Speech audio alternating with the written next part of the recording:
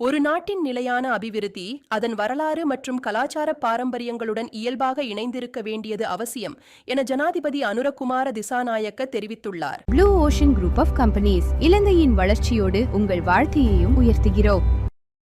புத்தசாசன சமய மற்றும் கலாச்சார அலுவல்கள் அமைச்சின் 2027ஆம் ஆண்டுக்கான வரவு செலவு திட்ட முன்மொழிவுகள் தொடர்பான கலந்துரையாடல் ஜனாதிபதி அலுவலகத்தில் நடைபெற்ற போது அவர் இதனை வலியுறுத்தினார். உலகின் பல நாடுகள் தங்களது கலாச்சார அடித்தளத்தை மையமாக கொண்டு முன்னேற்றம் கண்டுள்ளதாக குறிப்பிட்ட ஜனாதிபதி, இன நல்லிணக்கத்தையும் தேசிய ஒற்றுமையையும் வலுப்படுத்துவதில் கலாச்சாரம் முக்கிய பங்காற்றுவதாக தெரிவித்தார். கிராமப்புற வழிபாட்டுத் தலங்களின் அடிப்படை வசதிகளை மேம்படுத்துதல், அனைத்து மதங்களின் அறநெறி பாடசாலைகளை அபிவிருத்தி செய்தல் மற்றும் அனர்த்தங்களால் சேதமடைந்த வழிபாட்டுத் தலங்களை மீளக் கட்டியெழுப்பும் திட்டங்களின் முன்னேற்றமும் இதன்போது மீளாய்வு செய்யப்பட்டது. இந்திய நிதியுதவியுடன் வழிபாட்டுத் தலங்களுக்கு சூரிய சக்தி மின் வசதி வழங்கும் திட்டத்தில் காணப்படும் காணி பிரச்சினைகளுக்கு விரைவில் தீர்வு காண நடவடிக்கை எடுக்குமாறும் ஜனாதிபதி அதிகாரிகளுக்கு பணிப்புரை வழங்கினார்.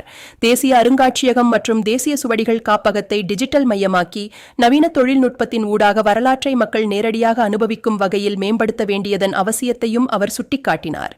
மேலும் தேசிய கலாபவனம், ஜோன் டி சில்வா ஞாபகார்த்த நாடக அரங்கம் மற்றும் அமரதேவ நினைவிடம் உள்ளிட்ட நீண்டகாலமாக தாமதமடைந்த திட்டங்களை விரைவாக நிறைவு செய்யுமாறும் ஜனாதிபதி உத்தரவிட்டார்.